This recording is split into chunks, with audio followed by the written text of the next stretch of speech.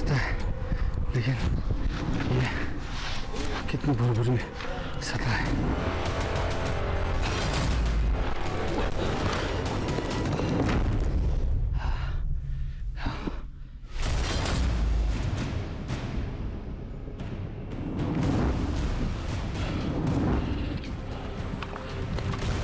ये पत्थर हिल रहा है।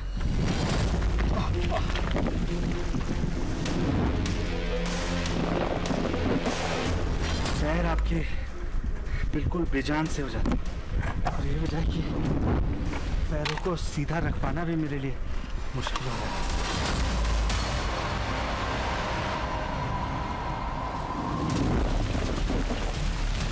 वहाँ ग्लेशियर गिर रहा है, आवाज सुनी तुमने? वहाँ ग्लेशियर के गिरने की आवाज आई है, बहुत तेज।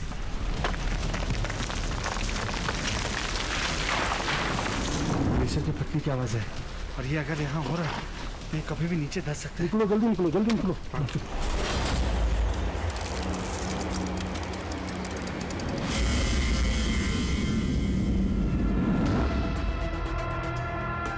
आगे जो भी चीजें देख रहे हैं ये भारतीय टेलीविजन में पहली बार आप देख रहे हैं। जो दृश्य इस वक्त आप देख रहे हैं यहां सिर्फ और सिर्फ TV9 भारतवर्ष का कैमरा पहुंचा हुआ है।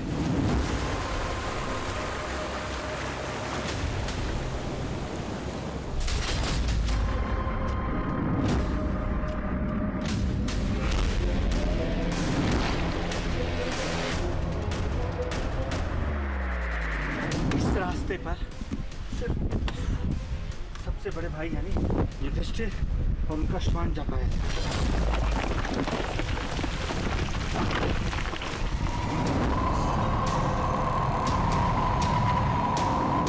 स्वर्गारोहिणी नाम तो सुना होगा, वही पौराणिक मार्ग जिसे पांडवों ने स्वर्ग जाने के लिए चुना था, जिसे दुनिया स्वर्ग की सीढ़ी के नाम से जानती है।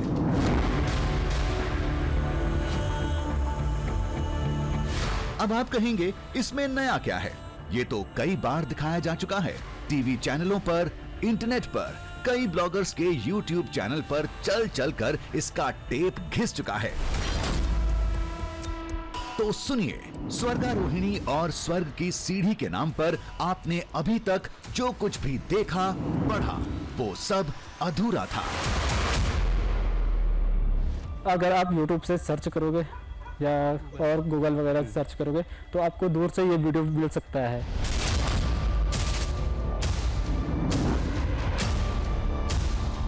आप कलयुग में कोई गया है यहाँ? कलयुग में अभी तक कोई नहीं जा पाया, नहीं ज्यादा से ज्यादा 20 मिनट तक ही जा पाया।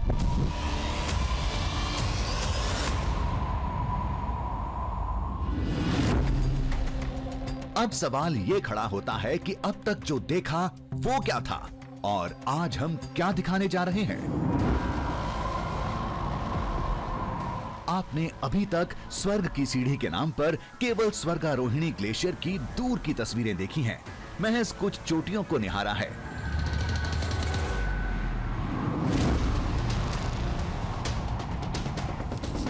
क्या आपने करीब से वो सीढ़ियां देखी हैं जिस पर चढ़कर युधिष्ठिर ने स्वर्ग की तरफ अंतिम कदम बढ़ाया था?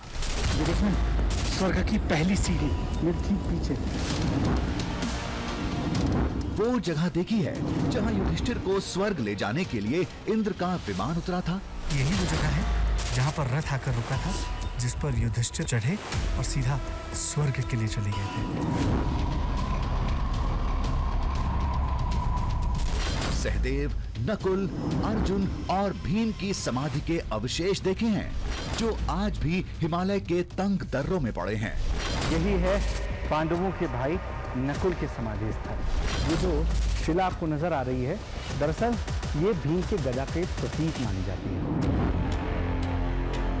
किसी ने नहीं देखा क्योंकि महाभारत के इन साक्ष्यों तक पहुंचना आज भी नामुमकिन माना जाता है। आप ज़्यादा से ज़्यादा शत्रुपन से स्वर्गारोहिणी का स्टेप देख सकते हो। वहाँ तक जाने की कोशिश आज तक किसी ने नहीं किया और किसी को करनी है सर तो वो बहुत डिफिकल्ट है सर।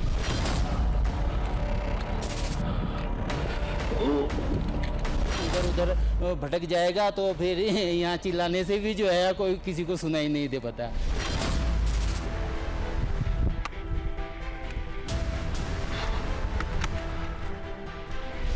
ग्लेशियर है, उसके नीचे अभी पता नहीं कितनी लाशें हैं।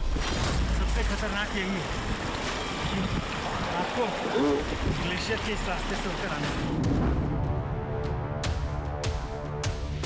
सवाल ये खड़ा होता है कि जब कोई पहुंचा नहीं तो इन साक्ष्यों का पता कैसे चला और महाभारत की ये सभी अहम निशानियां कहां हैं? तो ध्यान से सुनिए।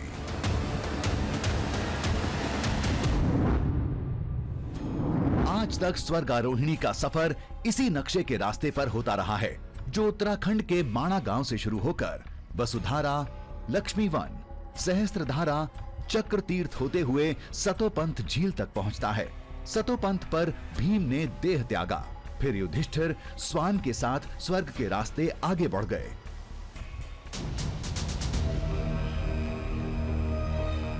सारे शोध, सारी जानकारी सतोपंथ पर खत्म हो जाती है। उसके आगे क्या है कोई नहीं जानता। लेकिन वेद व्यास का महाभारत बताता है। महाभारत पर शोध करने वाले वैज्ञानिक कहते हैं सतोपंथ से आगे भी एक मार्ग है जिस पर केवल युधिष्ठिर और उनका स्वान चला था, जिसके अंतिम छोर पर हैं महागाथा के महासाक्ष्य, जिन्हें आज तक किसी ने नहीं देखा, क्योंकि उस कठिन मार्ग पर जाने की कोई हिम्मत नहीं जुटा पाया। स्वर्गारोहण तो पर भी है, उसमें चैप्टर ही है कि वो स्वर्गारोहण के लिए गए हैं। ये भी लगता है कि ये बद्रीनाथ की तरफ का ही कोई हिस्सा है, उसी पहाड़ी का आगे एक्सटेंशन होगा और स्नो कवर्ड होगा, ये भी क्लियर लगता है। मगर उससे बियॉन्ड महाभारत में कोई ये भी साफ है कि भीम के गिरने के बाद भी युधिष्ठिर कुछ देर चलते हैं, कुत्ता उनका साथ नहीं छोड़ता, कुत्ता साथ चलता है, तो वो भी 5-6-7 किलोमीटर होना ही चाहिए। तो मगर इससे बियॉन्ड महाभारत में ये नहीं दिया हुआ कि कैसी जगह थी, क्या थी। मगर विमान आए, कोई विमान वहाँ उतरने की जगह होनी चाहिए, कुछ होना चाहिए, ऐसा कुछ है क्या?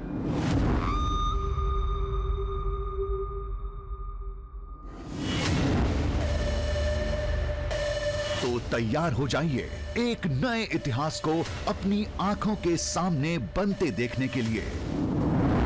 स्वर्गारोहिणी के अंतिम छोर को कदमों से नापने के लिए, जिस पर युधिष्ठिर और चंद योगियों के सिवाय कोई नहीं चला। आज साबित हो जाएगा स्वर्ग की सीढ़ी पौराणिक नहीं ऐतिहासिक है, जिसका आंखों देखा हाल महाभारत में महर्षि वेदव्यास ने लिखा था।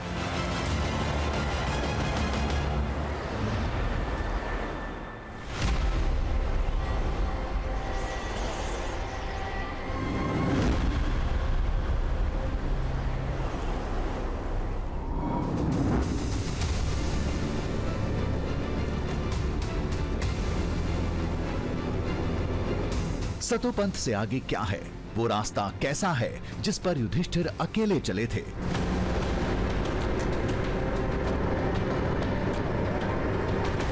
क्या वाकई उस मार्ग के अंतिम छोर पर स्वर्ग की सीढ़ियों के अवशेष हैं?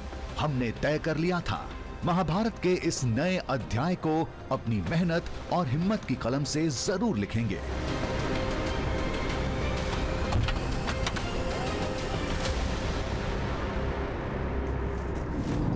हम पूरी तैयारी के साथ माणा गांव से स्वर्गारोहिणी ग्लेशियर के लिए रवाना हो गए। इस सफर में हमारा पहला पड़ाव था सतोपंथ झील।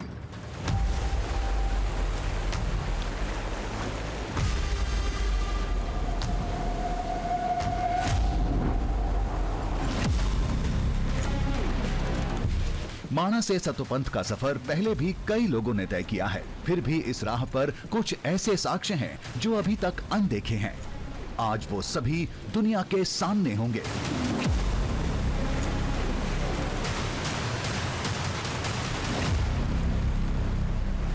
अब ये रास्ता इतना आसान नहीं कि आप इसे आसानी से चलते हुए पार कर लें, क्योंकि रास्ते में आपको कई ऐसे खतरों से दो चार होना पड़ता है जिसमें आपकी जान भी जा सकती है। जैसे अभी जिस पैसेज से मैं जा रहा हूँ, यहाँ ज़रा सी भी गलती, ज़रा सी चूक आपको सीधे आप देखिए उस नदी में ले जाएगी, जो इतनी तेज बह रही है कि उसकी आवाज यहाँ तक आ रही है। पूरा रास्ता खतरों से भरा पड़ा है। पहाड़, पत्थर, नदी, ग्लेशियर, वो सब मिलेंगे जो मुश्किलों में 4 चांद लगाएंगे। हमें उस ग्लेशियर को पार करना है। हमारा पहला जो टारगेट होगा वो यही है कि इस ग्लेशियर को पार करके आगे की ओर बढ़ना, जिसके लिए रास्ता हमें खुद बनाकर चलना होगा।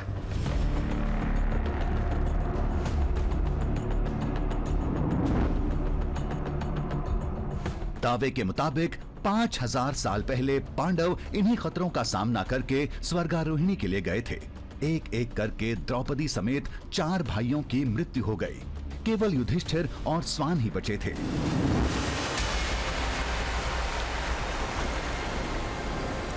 राह के पहले रोड़े से सामना हुआ। ग्लेशियर का विकराल मुंह सामने था, जिसमें से अलकनंदा नदी भारी शोर के साथ बह रही थी।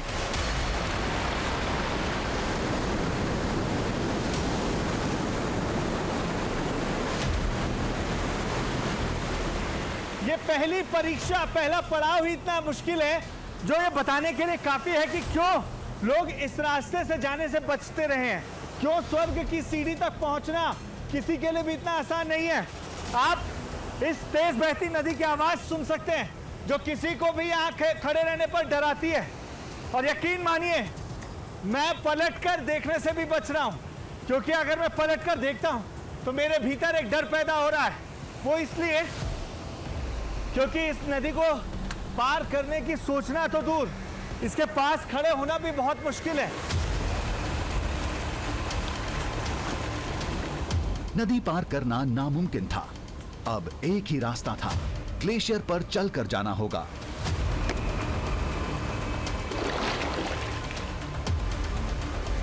हर कदम संभल कर रखना था। थोड़ी भी दरार पड़ी तो ये तेज धार कहीं दूर फेंक देगी। देखिए, ये ग्लेशियर धूल और आंधी की वजह से आपको ग्लेशियर की तरह नजर नहीं आ रहे होंगे, लेकिन अगर मैं इसे पैर से मार कर दिखाऊं तब आप समझ पाएंगे कि ये कितने कड़े हैं और इसको तोड़ पाना भी मुमकिन नहीं है। और हम इस पूरे ग्लेशियर के बीचों बीच इस वक्त मौजूद हैं। हमें बहुत ऊपर जाना है। इसे पार करने के बाद शायद हमें वो रास्ता दिखना शुरू हो जो हमें आगे स्वर्गारोहिणी का रास्ता बताए। अभी बहुत पड़ाव आने बाकी हैं, लेकिन पहला ही पड़ाव, पहली ही परीक्षा इतनी कठिन है।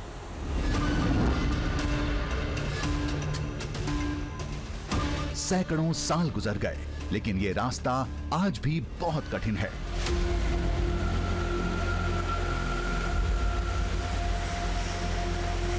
महाभारत के महाप्रस्थानिका पर्व में लिखा है, इन्हीं मुश्किलों ने एक एक करके पांडवों की जान ली थी, जिसमें सबसे पहले प्राण नकुल ने त्यागे थे।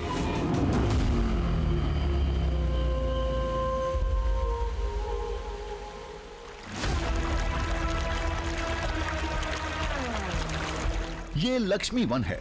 मान्यता कहती है नकुल ने यहीं दम तोड़ा था। पांडव और द्रौपदी स्वर्ग के रास्ते की तलाश में आगे बढ़ रहे थे, तो सबसे पहले द्रौपदी के प्राण निकले, उन्होंने प्राण त्यागे थे। उसके बाद नकुल ने जिस जगह पर प्राण त्यागे थे वो यही जगह है, यानी लक्ष्मी वन वो जगह है जहाँ नकुल अपने प्राण त्याग चुके थे। और इसके बाद स्वर्गारोहिणी के रास्ते पर पांडवों के सिर्फ 4 भाई, यानी युधिष्ठिर, भीम, अर्जुन और सहदेव, वही आगे जा पाने में सक्षम हुए थे। और उनके साथ युधिष्ठिर का श्वान लगातार आगे बढ़ रहा था।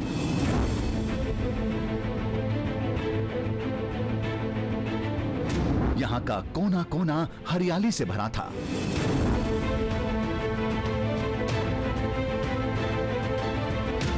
शायद पूरे इलाके की ये सबसे हरी भरी जगह थी, लेकिन सबसे ज्यादा चौंकाती है ये विशाल चट्टान।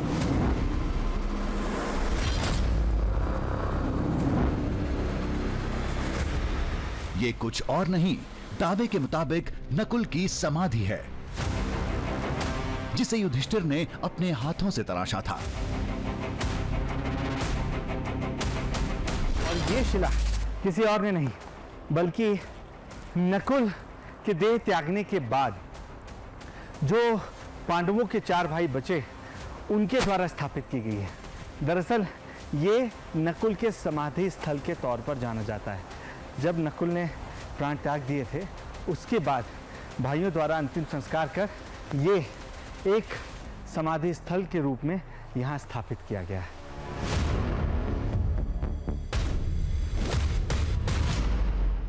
स्वर्गारोहिणी के मार्ग पर ऐसा भी कोई साक्ष्य है, ये शायद ही किसी को पता होगा।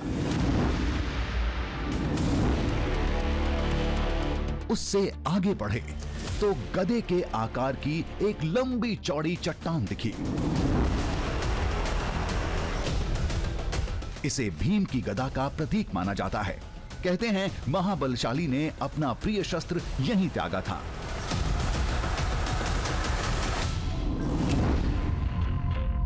ये जो शिला आपको नजर आ रही है दरअसल ये भीम के गदा के प्रतीक मानी जाती है और इसका शेप भी कुछ आपको ऐसा ही नजर आएगा जो नीचे से गदानुमा नजर आता है।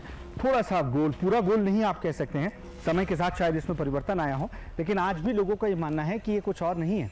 ये चट्टान दरअसल भीम के गदा का रूप ही है, क्योंकि भीम ने यहाँ अपना गदा त्यागा था और उसके बाद यहाँ से आगे खाली हाथ वो बढ़े थे।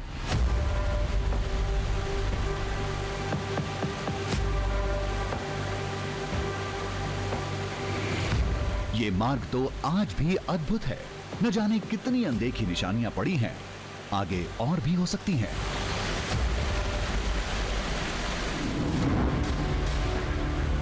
आगे तो एक हैरत अंगेज नजारा दिखा।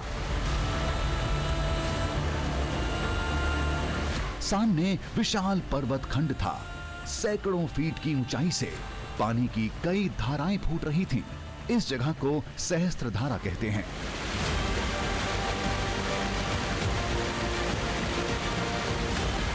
अभी हम तकरीबन 13,000 फीट की ऊंचाई पर पहुंच चुके हैं और मैं जहां पर खड़ा हूं यहां चारों तरफ आप बस नजर घुमाकर देख लीजिए, आपको एक दो नहीं बल्कि तकरीबन 100 वाटरफॉल्स नजर आएंगे।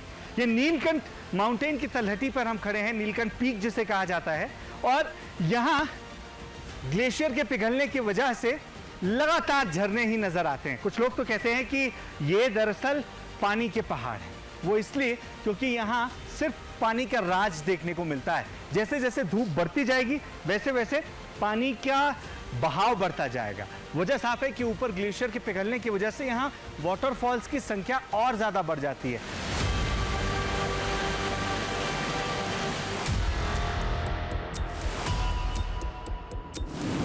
ये झरनों का दिव्य संसार था। इसकी एक और पहचान है। कहते हैं यहां सहदेव की मृत्यु हुई थी, उनकी समाधि भी है। यानी यहां से केवल 3 भाई अर्जुन, भीम और युधिष्ठिर ही आगे बढ़े थे।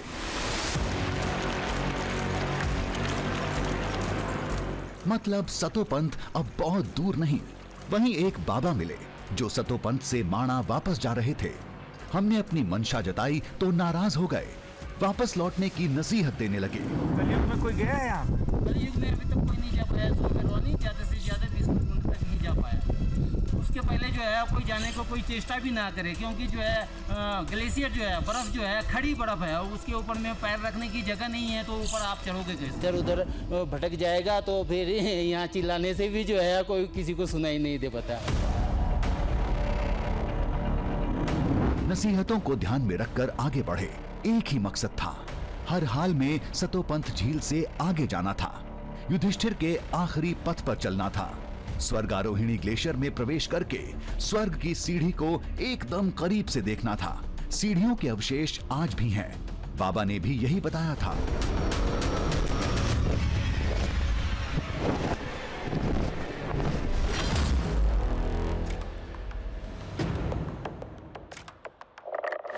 बीच राह एक विशाल शिलाखंड से सामना हुआ। ये चक्र तीर्थ था।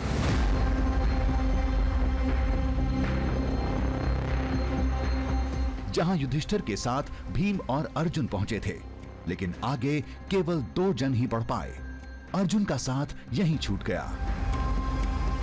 चक्र तीर्थ वो जगह है जहां पर वो विश्राम के लिए रुके।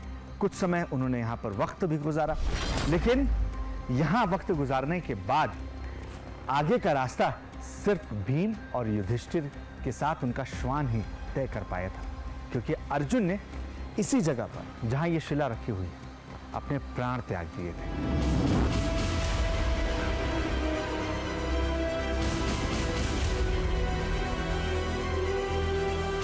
जिस योद्धा के नाम से पूरा कुरुक्षेत्र कांपता था, इस इलाके में वो भी इतना लाचार हो गया, कठिनाइयों के आगे टिक नहीं पाया।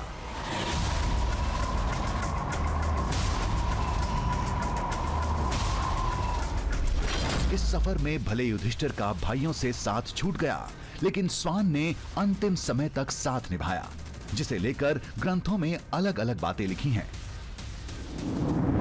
कोई कहता है वो स्वान माणा से पांडवों के साथ था, कुछ के मुताबिक हस्तिनापुर से चला था। एक दावा यह है कि वो स्वान भगवान विष्णु का प्रतीक था, तो कोई यमराज का रूप बताता है।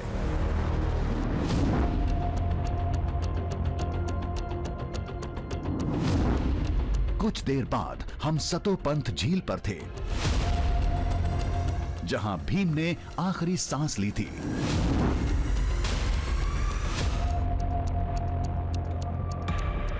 स्वर्गारोहिणी के रास्ते में सतोपंथ झील सबसे अहम पड़ाव माना जाता है। आज के लिहाज से देखें तो अहम इसलिए क्योंकि इसके आगे लोग जाते नहीं हैं, वो यहीं से ही वापस लौट जाते हैं। यहाँ तक आना भी आसान नहीं है, लेकिन इसके आगे जाना लगभग नामुमकिन माना जाता है।